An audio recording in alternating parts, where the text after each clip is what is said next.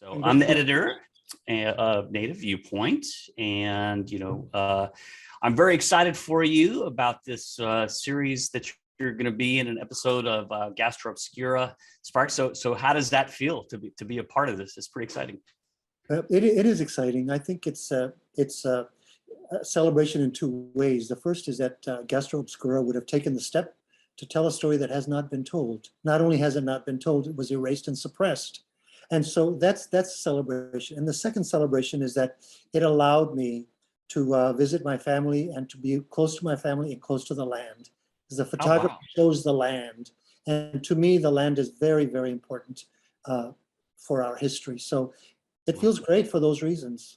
That's so exciting. I'm just really excited for you. And I was going to ask you, as you're saying, the connection to the land, and we as Native people, Indigenous people, have this wonderful connection and connections to our culture and heritage and things through food. And that's a question I had for you: is if you'd like to explain maybe your cultural or familial connection to your skill set with food and what you do. Yes, thank you for asking that, because family connections are in my history, my personal history, food. The very earliest memory I have of myself and my identity as a person is I was in my kitchen, my mom's kitchen. It was a December day, and it's a small kitchen and it's cold, a little chilly. And in those days, we live on the west side of San Antonio, which is what's called the Mexican side. We'll talk about the label Mexican later, but it's Native Americans, but we were called Mexicans because our identity was too threatening to the state. But I'm standing there, and in those days, the streets had carts coming up and down with tamales, tortillas, and this one had freshly made corn tortillas, which were I haven't had lunch yet. which were my stomach is overcome. It'll get better. These mills used to take these nixtamalized corn and would make it into masa, and right away make that into tortillas, and they would go up and down the street, the first food trucks really. And my mother had purchased a stack of tortillas, and she leans to me and with a tortilla in her hand and sprinkles some water as though she's sprinkling fairy dust, and then rolls it up like this, moist and steamy like a little cigar, and she gives it to me. And I can remember the taste.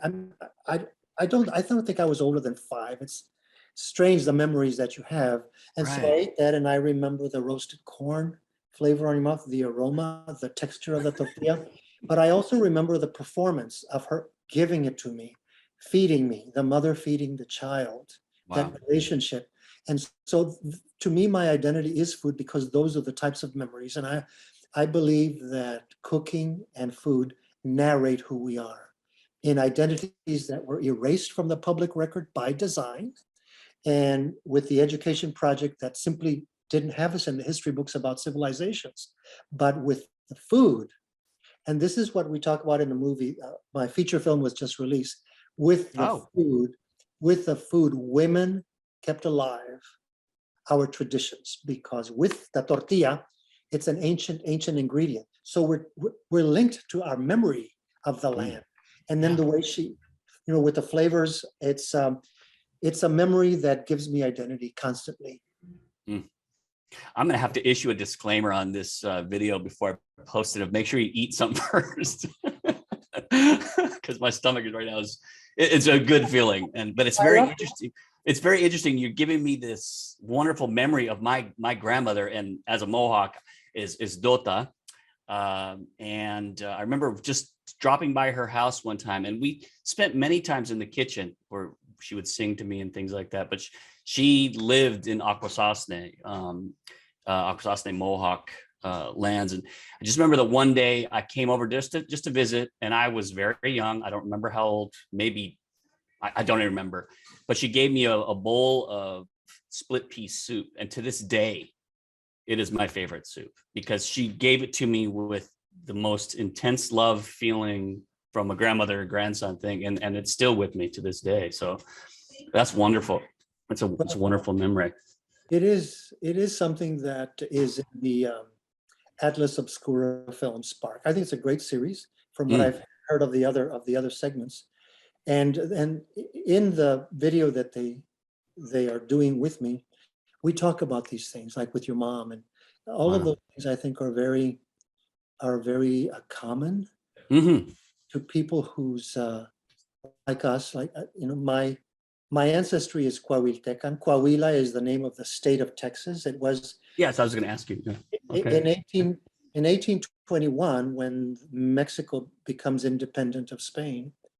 The Republic of Mexico in 1821, 1824 has this map, and Texas is part of Mexico. It's called the state of Coahuila y Texas.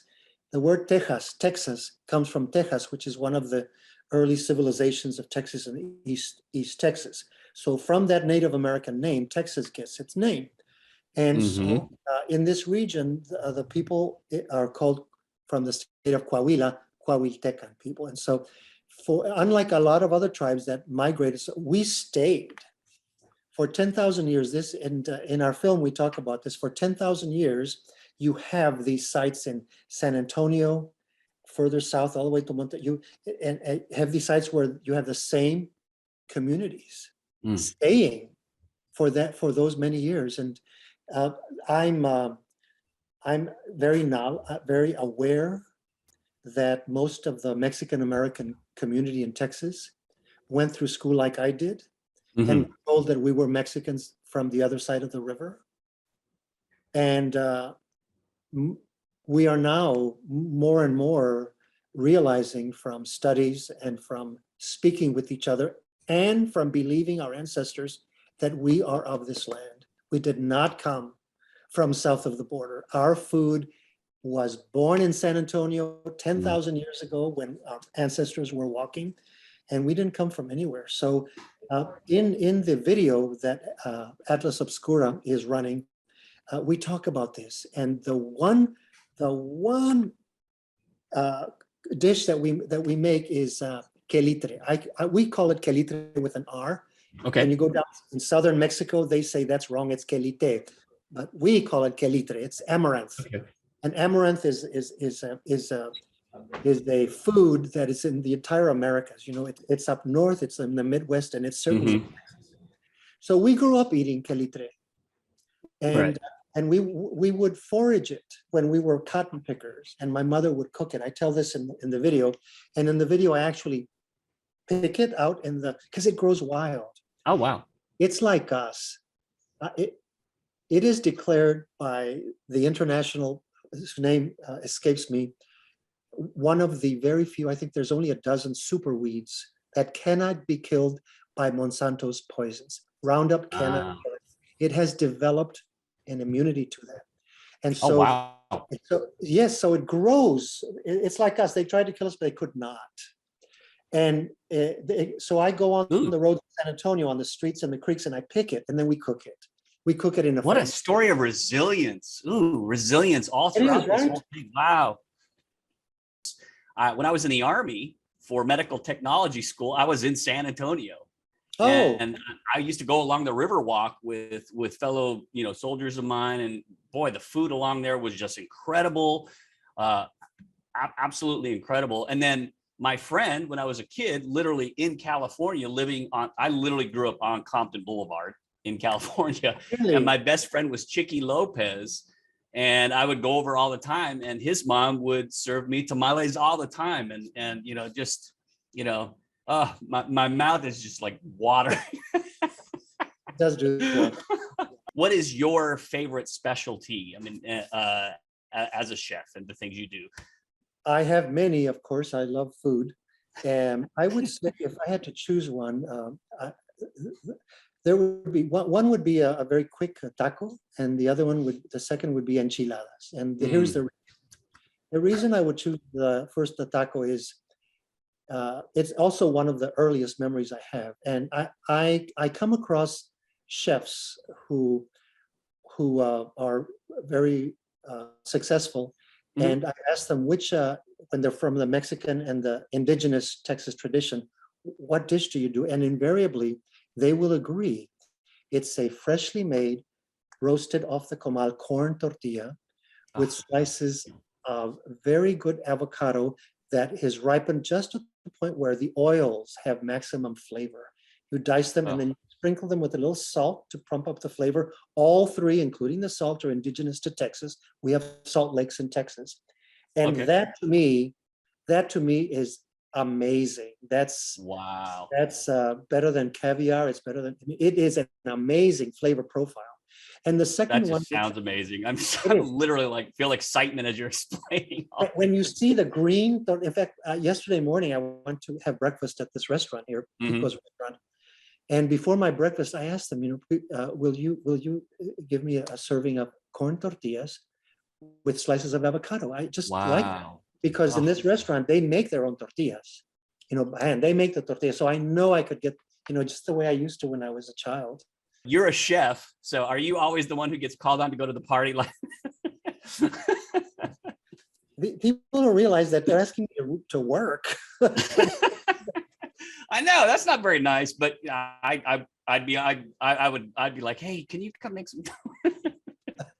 Well, what happens is we usually share, and I love taking some food. I love to cook.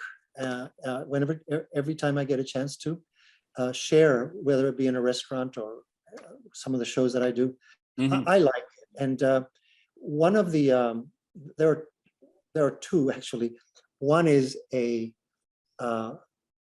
beans, pinto beans, properly roasted. They're pan roasted with no oil, smashed so that they've got texture and on a little bowl that's made out of corn flour, but you bake it in the oven, so it's a bowl with a those roasted beans are very flavorful. You don't need bacon because the bean has protein in it, and besides the starch of the bean caramelizing, because you roast it in the oven over and over and over, so you're caramelizing the starches in the beans. But there's another molecular process that happens with the protein, and it's called the Maillard reaction, and that also has a different flavor. So that's great. And then you put a little bit of salad of strands of little fine threads of lettuce with fine tomato, a little bit of salsa. Okay, I'm getting hungry myself. We have to I have a napkin here. we have to stop doing that. No, I do that, and then bison meatballs. I don't do too much of the meats these days. I'm actually myself. I'm vegan. Okay, well, I'm finished. We're writing my next book, and it's the plant-based tradition. Oh wow! Region. So it's going to be a vegan vegetarian cookbook, and people don't realize that the Native American traditions in Texas are plant-based. We have earth ovens, as everyone does. We have earth ovens, and the majority of foods that were cooked in the earth ovens for extended cooking were plants. And most people don't realize that we have this very strong plant-based cooking tradition. So I'm going to delve into that. Well, one of the biggest staples within the Iroquois Confederacy, of which I am, is corn, beans, and squash. The three sisters. And was very, very celebrated. So I mean, so all this said, and I really enjoyed this conversation. What do you see yourself doing in your career? Like, what is your dream trajectory of what you're doing and are continuing to do? I'm doing it.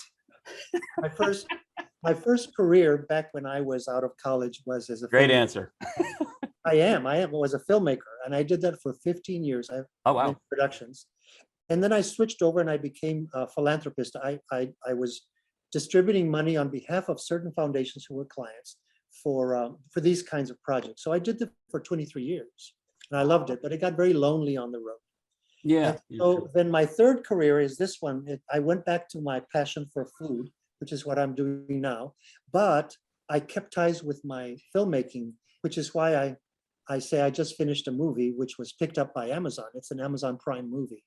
Oh, wow. And it tells the story. So I am actually doing, I'm doing exactly what I want to. I retired twice and it didn't pay.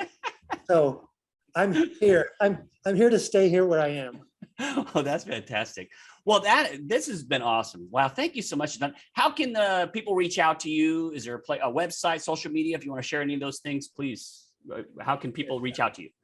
I invite you to go to first of all, the Atlas Obscura website. Where I love that because not only will they do the video about me and 5 others, but they're always going to places that are interesting, and they're taking more of an interest in indigenous places. I think that's amazing. That's wonderful. And Great. for me, and I'll share links also with the article and this video. So okay, great. And to reach me, and please do, it's my name, AdánMedrano.com. It's ADANMEDRANO, as you see on the screen, Medrano.com. That's my website, and I mainly just discover new dishes. I cook in my test kitchen, and any dishes or recipes you want to share, please do. Awesome. Okay, well, I'm excited. Adán, thank you so much. I really appreciate it. Wow, what a great conversation. I'm gonna have to go now and go eat some avocados with tortillas. Thank you very much. Thank you so much. I appreciate your time so very much. Thank you. Absolutely.